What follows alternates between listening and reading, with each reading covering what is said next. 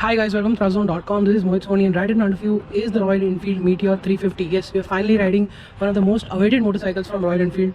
It is the bike that has been teased, spied many times. We've reported that on our website over the last couple of months and we've been very eager to ride it, to find out what is this all new Meteor all about, which Royal Enfield is claiming, which is basically from the grounds up, scratched up, however you would like to call it. It is an all new motorcycle. It replaces the Royal Enfield Thunderbird 350 and 500 and for now, and what it does is, the reason why it has a new name because it's an entirely new motorcycle. The reason why the chassis, the engine, the design, it all carries the Royal Enfield character, but it's changed dramatically in a way to suit modern requirements, modern customer needs, as well as modern emission and government regulations that are coming in every single day. This is of course a BS6 motorcycle, and now let's begin with the design. And what you can see, it's in the silhouette, it's got that Thunderbird silhouette where you've got an easy cruiser riding style where it goes like this. It's more pronounced than before and it's a little more shorter than before, so it looks nice and compact, which is today's customers' requirement. The Royal Enfield did feel taller, more muscular than this one. Coming to the back, what you can see is a very simplistic approach towards the tail lamp. It's got that ring effect on it and looks pretty impressive. This is the this is not the top of the line Supernova model, and what it gets here is a black side panel along with a red tank, which is single tone. In the Supernova version you'll get a dual tone, which I'm not a fan of. I love the way a single tone color is doing its job, because when there is a stripe that is coming here, it's just not giving it the right look that it deserves. But this one to our eyes is much more perfect. We've seen the Supernova one standing at the dealership. The exhaust, well, that is also matte black and kind of resembles to the aftermarket exhausts that are available, and I think that is also being done to make sure that it is meets the customer requirement. We've got a big 19-inch wheel at the front, a 17-inch in the wheel at the back, which is great, but there's a 140 section tire at the back. I think a 130 would have sufficed, but nevertheless more grip is more stability is always more welcome. We'll come to that in a bit. And yeah, it's got red paint stripes, it's got very good looking alloy wheels, and yeah, what you can see here is a very nice flush sitting headlight. I think this looks much better than the headlight on the Interceptor, also because it gets a LED DRL ring, which looks very impressive. Keeping in with the retro theme, you can see here you've got these orange indicators. They're still not clear lens, which is usually seen on most motorcycles, but this actually maintains that retro look. You've got a orange reflector here as well, which also needs to be put on if you want to enter US or European markets, which it will. And yeah, you've got this very nice grab rail. The finishing is very nice.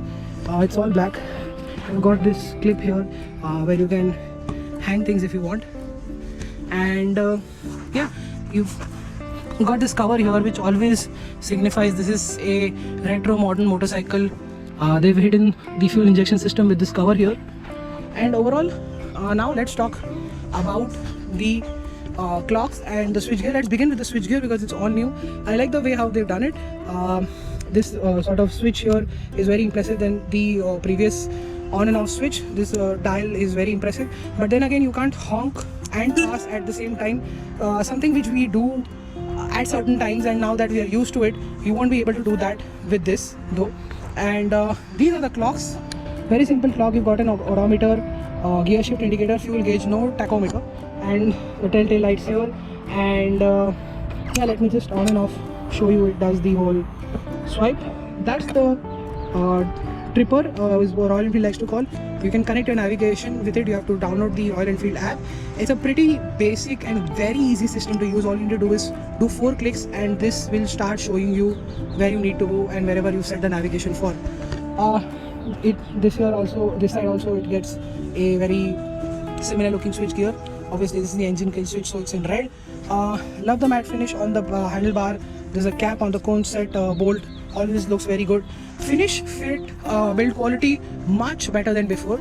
I think at this price we would have expected a bit more in all of those 3 aspects, but then, nevertheless it is quite a big move, a big departure from the previous version. It looks really nice. It's finished really well for the most part, and it definitely is something that you would appreciate when you pay money for this motorcycle of this price and size. And now let's discuss what's the seats are like. Well, it is pretty impressive that it's a nice big seat. For I'm a big rider, I'm appreciating the seat, but I would have appreciated if the seat came a little bit ahead, so that while you are in a slightly urgent situation, you do end up clinging the tank more.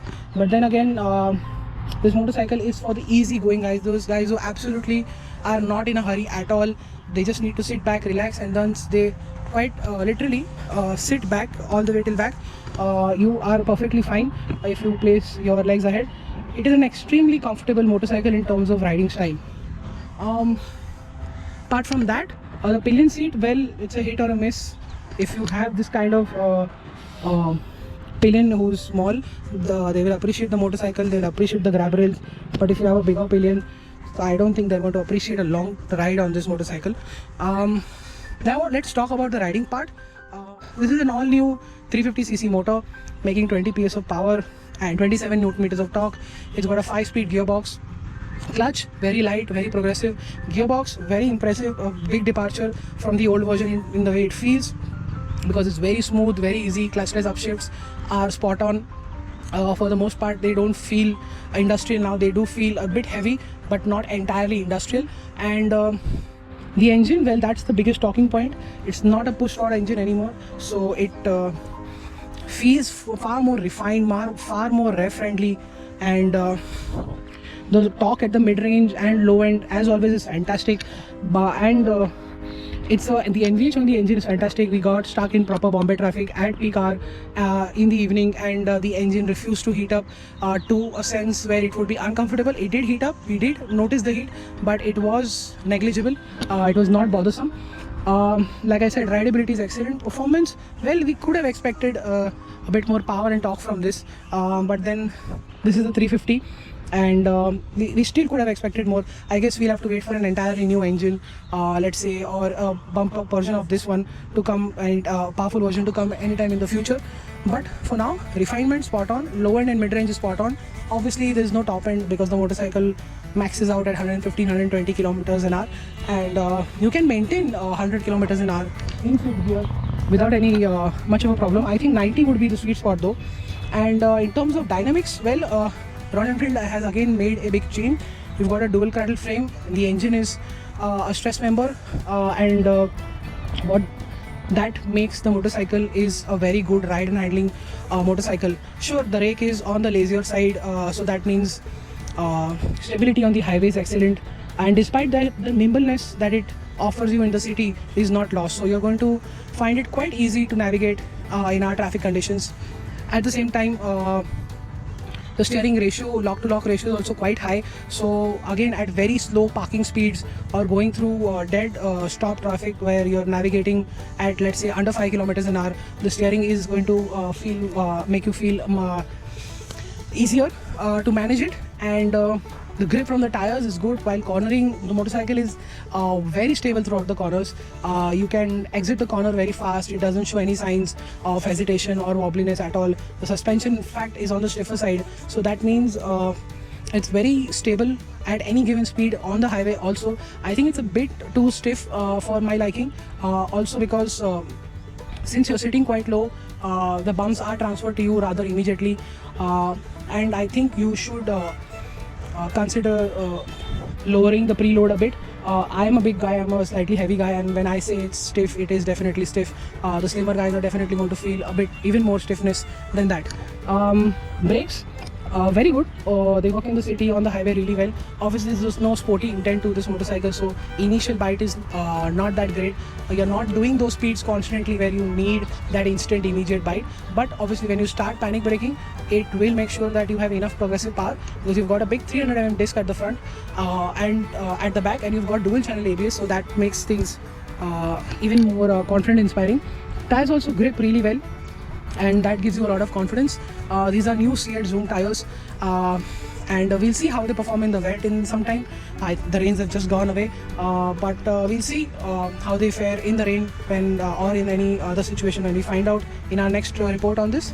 But for now, I think Royal Enfield's got the styling right, they've got the engine right, They've got the dynamics right. They've got this technology. Despite it's just one tripper, they've got that right. Because it works so well, it needs to be. It deserves a mention here. The Royal Enfield has definitely upped its game by a tremendous margin. We thought the Interceptor 650 was a big change. This is an even bigger change. This is as good as flawless as the Interceptor and the GT650R. In this segment, it feels like a very sorted out motorcycle. It feels like one entire package coming together really well. I think Royal Enfield has done a spectacular job. We'll be riding more and telling you more about it, so stay tuned, stay subscribed, like our channel, comment if you still want to ask us anything. We'll be posting more videos on this 0 to 100 on an exhaust run and a lot more. So thank you so much for watching. Subscribe to the channel and goodbye.